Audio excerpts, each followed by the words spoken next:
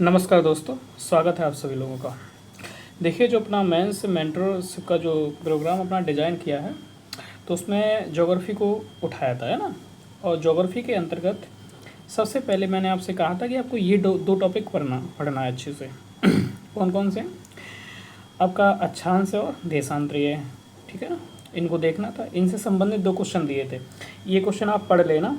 ये मैंने आपको बता दिया था। इसका मेन जो मैं बता दे रहा हूँ कि जो पूर्वोत्तर का क्षेत्र है वो अपना एक अलग समय की मांग कर रहा है। तो इस अलग समय की मांग से क्या लाभ हो सकते हैं और क्या चुनौतियां हैं, ठीक है। ये क्वेश्चन इसका आंसर दिया है। और दूसरा है कि जो अक्षांश और देशांतरीय रेखाएं, उनको अंतर को समझाना था आपको, और उनकी उपयोगिता क्या है उसको बताना था, ठीक। ओके, चलिए वीडियो को लाइक कर दीजिए, चैनल को सब्सक्राइब कर लीजिए। और दी हिंदू डेली होता है, सुबह 6 बजे देख लिया करिए सभी लोग। देखिए, पहला मैंने ये क्वेश्चन लिया है कि जो अलग टाइम जोन की अरुणाचल प्रदेश वगैरह लोग मांग कर रहे हैं, ठीक है, तो उसके लाभ क्या हैं, चुनौतियाँ क्या हैं। तो पहले लाभ देखो। देखिए, आपको इस फॉर्मेट में नहीं लिखना है। मैंने ये पॉइंट वो कलेक्ट कर दिए हैं कि ताकि आप पॉइंट देख लीजिए और अपने पॉइंट वाइज जैसा आपको लिखना है वैसे ही लिख सकते हैं। कुछ और भी चीज़ें एडअप करनी है तो वो भी कर सकते हैं। जैसे कि अगर हम एक अलग समय जोन बना देंगे, अरुणाचल प्रदेश के लिए, तो इससे क्या होगा? ऊर्जा की बचत होगी। कैसे? देखो, पूर्वोत्तर में बात करें, अरुणाचल प्रदेश और गुजरात की, दोनों के समय में 2 घंटे का गैप होता है।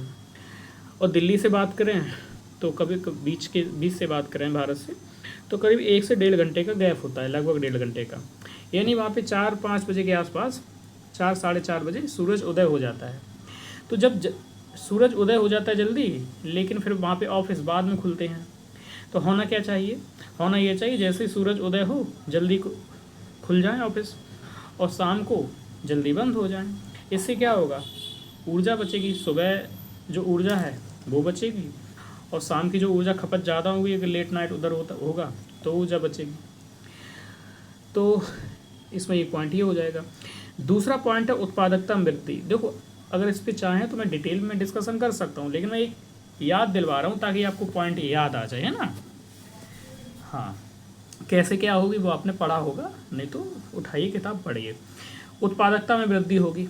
क्यों? जब सुबह सुबह जल्दी वहाँ पे काम करने लगे, माना कि 5 बजे से ऑफिस खुल गए वहाँ पे, ठीक है, तो 5 बजे से लोग काम करनेंगे, तो सुबह ही उठेंगे और अपनी अच्छी दक्षता के साथ काम करेंगे, तो उत्पादकता बढ़ेगी, प्रोडक्टिविटी बढ़ेगी।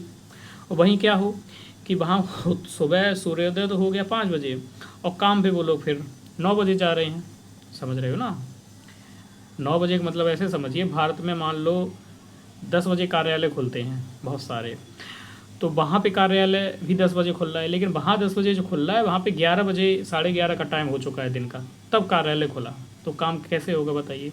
गर्मी के समय में ज़्यादा ऊर्जा का कंजम्पशन बढ़ेगा, कूलर है ना, एसी वगैरह चलेंगे, ये सब चीज़ें चलते हैं, तब बढ़ेगा। और रात में यहाँ जल्दी बंद हो जाएगा, वहाँ और लेट नाइट होगा, तो रात में भी ऊर्जा खर्च होगी। ये सारी चीज़ें होती हैं। जीवन शैली में सुधार होगा, जल्दी उठेंगे, ठीक है ना। जल्दी जब काम होगा तो जल्दी शाम को बंद भी हो जाएगा, है ना, तो जिससे कि जीवन शैली सुधार होगा। नहीं तो ये क्या करते हैं, लेट नाइट सोते हैं बहुत देरी से, क्योंकि लेट नाइट तक काम करना होता है, और फिर वो सुबह भी देर से ही उठते हैं, फिर भी देर से काम होता है। पर्यावरण में सुधार क्या होगा?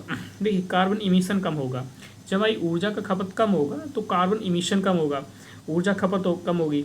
पेरिस लक्ष्य हैं 2015 के, उनको प्राप्त करने में सहायता मिलेगी। INDC जो इंडिया के इंटेंटेड नेशनली, ठीक है ना, जो हमारी डिटरमाइंड कंट्रीब्यूशन है, ये होगा। पंचामृत है जो, इसमें लाभ मिलेगा। पंचामृत या INDC क्या है, आपने पढ़े होंगे, नहीं इनको पढ़िए सही से, है ना, टारगेट है हमारे। ऊर्जा निर्भरता कम होगी हमारी, तो फॉरेक्स जो होता है, विदेशी मुद्रा भंडार, वो बढ़ेगा, क्योंकि हम अपनी ज़रूरत की 85% ऊर्जा आज भी हम आयात करते हैं। अभी देखो, डोनाल्ड ट्रंप ने जो 50% का टैरिफ लगा दिया, सारा ऊर्जा ही का खेल है भाई, ठीक है। खाना बनाने से लेकर युद्ध लड़ने तक आपको ऊर्जा ही काम होता है। अगला देखिए, विदेश नीति में स्वायत्ता बढ़ेगी। देख रहे हैं ना पॉइंट, कैसे कैसे IR का भी पॉइंट डाल दिया, सारी चीज़ें डाल दिया, एनवायरनमेंट का भी डाल दिया। विदेश नीति में स्वायत्ता कैसे? देखिए, तेल की जो पॉलिसी है ना, हम बहुत ज़्यादा निर्भर हैं इसमें। जब किसी एक चीज़ पे बहुत ज़्यादा निर्भरता होती है, तो फिर हम दूसरे के देशों के दबाव में आ जाते हैं। अब वो चीज़ हमारे पास होगी तो हम नहीं आएंगे, है ना।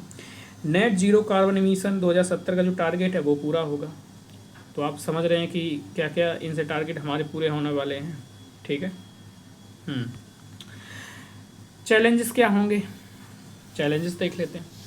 पहले होंगी प्रशासनिक समस्या, जैसे सरकारी कार्यालय पूरे देश में काम कर रहे हैं, सरकारी कार्यालय पूरे देश में काम कर रहे हैं, तो कोऑर्डिनेशन कैसे होगा। पता चला कि दिल्ली में 10 बजे ऑफिस खुला और वहाँ पे खुल गया 8:30 बजे, वहाँ पे 8:30 बजे, और वहाँ पे ऑफिस में कोई ज़रूरत हुई किसी इन्फॉर्मेशन की, तो यहाँ पे इन्फॉर्मेशन कौन देगा, क्योंकि यहाँ पे तो कार्यालय 10 बजे खुलेगा। बात को समझ रहे हैं ना, तो ये प्रॉब्लम आएगी।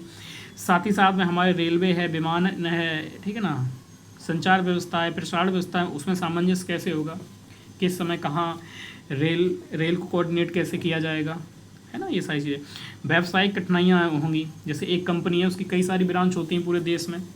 अब एक कंपनी ए है, दिल्ली में ब्रांच है, गुजरात में मान लो ब्रांच है उसकी मेन, एक अरुणाचल प्रदेश में है।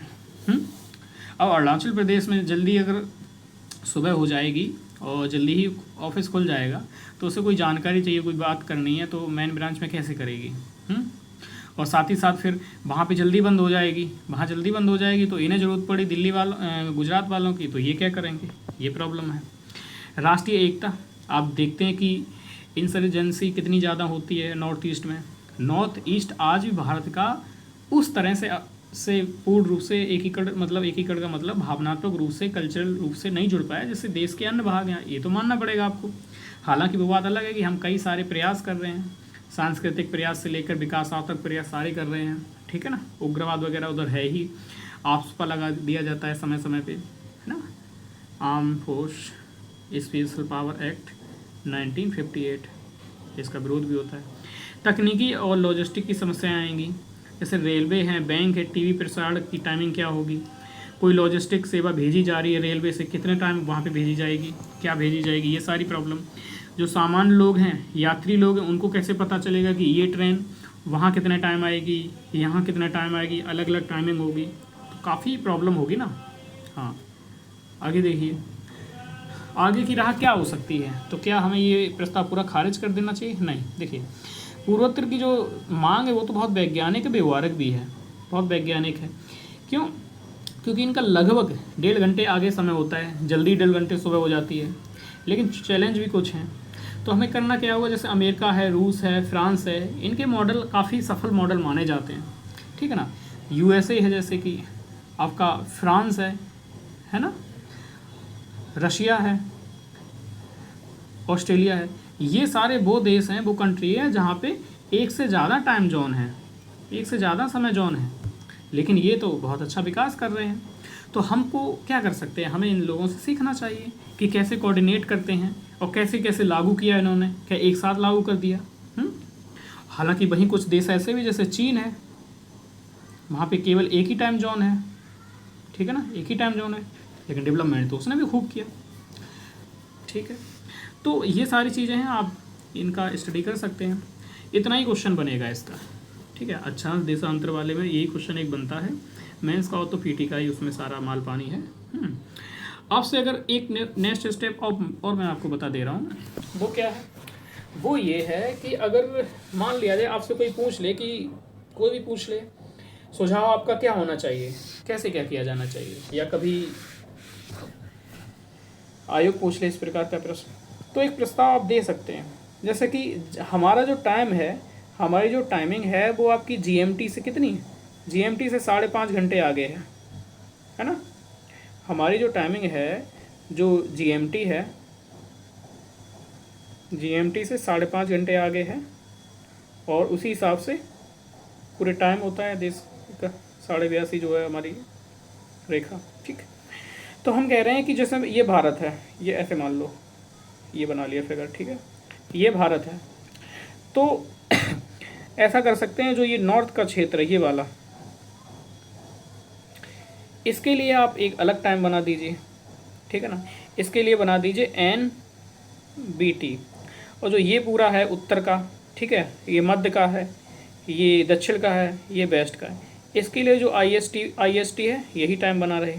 IST यानी कि Indian standard time, Indian standard time, भारतीय मानक समय। और ये north east Bharat time, north east Bharat time. तो NBT में क्या करेंगे, NBT यानी कि नॉर्थ ईस्ट भारत का टाइम एक अलग बना दिया जाए, जो GMT प्लस 6.5 घंटे हो, करीब 1 घंटा बढ़ा दिया जाए, GMT प्लस 6.5 घंटे, ठीक है, इतना होना चाहिए, जिससे कि चीज़ों में कुछ बदलाव हो, इतना कर सकते हैं। तो किया जा सकता है। तो शुरुआत में हम कुछ सरकारी संस्थाएं हैं, सरकारी कार्यालय हैं, स्कूल हैं, इनमें लागू करें। एकदम पूरे पूर्वोत्तर में एक तरफा नहीं लागू करने ये टाइम जोन, धीमे धीमे लागू करें, धीमे धीमे। उसके बाद में ठीक है, ये उपाय है। दूसरा ये है इसी में कि जब भी लागू करें पायलट प्रोजेक्ट का प्रयोग करें। इसका मतलब है कि आप अरुणाचल प्रदेश के कुछ हिस्सों में, मान लो कोई भी राज्य है, उसके कुछ हिस्सों में इसको लागू करें पायलट प्रोजेक्ट के रूप में। फिर इसकी सफलता देखें, कितनी सफलता रही, इससे सीखें कि क्या प्रॉब्लम आई, उनको कैसे टैकल करना है। जब मॉडल सफल हो जाए तब उसको लागू किया जाए, ठीक है। जागरूकता की जाए, लोगों में जागरूकता की जाए, तकनीकी समस्याएं जो हैं उनको टैकल किया जाए। जैसे कि गवर्नमेंट के जो पोर्टल होते हैं उन पे डबल टाइम होना चाहिए, IST भी होना चाहिए और NBT का भी उसी हिसाब से बता देना चाहिए। तो ये हम उपाय कर सकते हैं, ठीक। तो दूसरा क्वेश्चन देखिए। तो वो एक क्वेश्चन जो अक्षांश रेखा और देशांतर रेखाओं से था, यानी आपको अक्षांश रेखाओं को समझाना था, देशांतर रेखाओं, इन दोनों में आपको क्या अंतर बताना था। अब ये तो मैं नहीं आपको समझाऊंगा, ठीक है, ज़्यादा होगा वो भी समझा दूंगा, लेकिन ये तो आप लिख लेंगे, ठीक है। अब मुझे ये बताना था इनकी उपयोगिता क्या है, मैंने पूछा था उपयोगिता क्या है, ठीक है, अक्षांश और देशांतर की। ओके, तो ये आप बताइए, ये देखिए।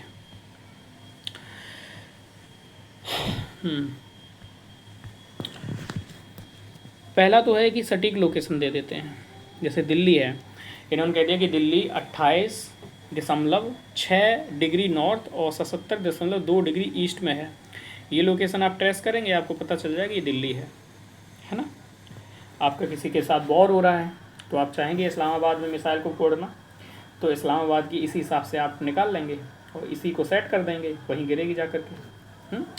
दूसरा है नेविगेशन में प्रयोग होता है, चाहे समुद्री हो चाहे हमारी वायुयान हो, उनकी दिशा मार्ग को बताता है। आपने GPS को देखा होगा, ग्लोबल पोजीशनिंग सिस्टम अमेरिका का GPS है, किस पे काम करता है, नेविगेशन वाला है, ये अक्षांश और देशांतर पे ही काम करता है GPS, हर जगह की लोकेशन।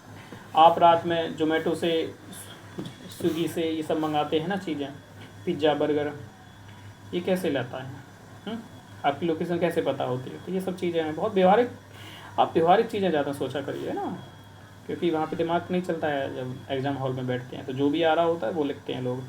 जलवायु और मौसम की सूचना मिलती है, जैसे कि भूमध्य रेखा है मेडिटेरियन 0 डिग्री की, ये है ना आपकी भूमध्य रेखा, ये ठीक है ना। तो यहाँ पे और यहाँ पे खूब बारिश होती है, ठीक है ना, गर्मी ज़्यादा होती है, बारिश ज़्यादा होती है। और ध्रुवीय क्षेत्र है, ध्रुवीय क्षेत्र लिख लो, ये हुआ, यहाँ पे बहुत ठंडी होती है, क्योंकि सूरज की प्रकाश किरणें यहाँ पे क्या तिरछी पड़ती हैं और यहाँ पे सीधी पड़ जाती हैं, तो वर्षा भी कम होती है यहाँ पे।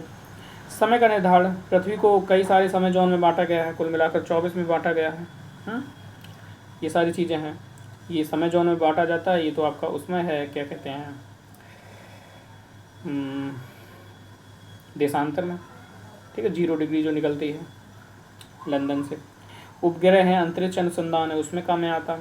सैटेलाइट को जब भी हम विमोचित करते हैं, लॉन्च करते हैं, उनमें इसका प्रयोग किया जाता है। एजुकेशन है, R&D है, इन सब में प्रयोग किया जाता है। तो आई होप आपको बातें समझ में आई होंगी, ठीक है। वीडियो पसंद आया हो तो लाइक कर दीजिए, ठीक है, लाइक कीजिए, चैनल को सब्सक्राइब कीजिए, आपको बहुत फ़ायदा होने वाला है, ठीक है। शेयर भी कर सकते हैं आप, अगर कोई आपके आसपास में कोई पढ़ने वाला हो, ठीक है। और दूसरी बात ये है कि हमारे यहाँ जो भी प्रोग्राम चल रहे हैं वो क्या क्या है, उनको देखिए, अपना फीडबैक ज़रूर बताना मुझे, ठीक है, ज़रूर सभी लोग। पहला, डेली दी हिंदू हो रहा है, ठीक है, डेली दी हिंदू होता है। इसकी विशेषता क्या है, वो ये है कि आपका 20 से कभी कभी 25 मिनट होता है, सारे डायमेंशन हो जाते हैं, करीब 6, 7 या फिर कभी कभी 8, इतनी खबरें मेन होती हैं, इनको डिटेल में करते हैं हम यहाँ पे, ठीक है।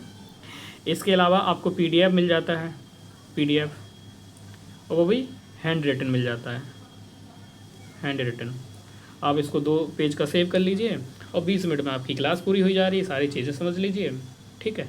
इस क्लास में आपको कोई रस नहीं मिलेगा, सीधी बात बताऊँ मैं। इसमें आपको क्या मिलेगा, सीधा कंटेंट मिलेगा जो परीक्षा में आएगा, ठीक है। हाँ, तो ये होता है। दूसरा, आप आंसर राइटिंग तो देख ही रहे हैं, दोनों चीज़ें ही आपके लिए फ़ायदेमंद है। और रात में 10 बजे, ठीक है, 10 बजे GS डिस्कस होता है, जिसमें हम MCQs लगाते हैं, ठीक है, और पूरा सिलेबस रिवीजन करते हैं।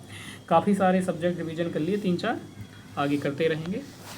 तो ठीक है, बताइए क्लास कैसी लगी है, और अगला असाइनमेंट आपको कल दूंगा क्वेश्चन लिखने को, ठीक है, प्रयास करना। Thank you, all the best.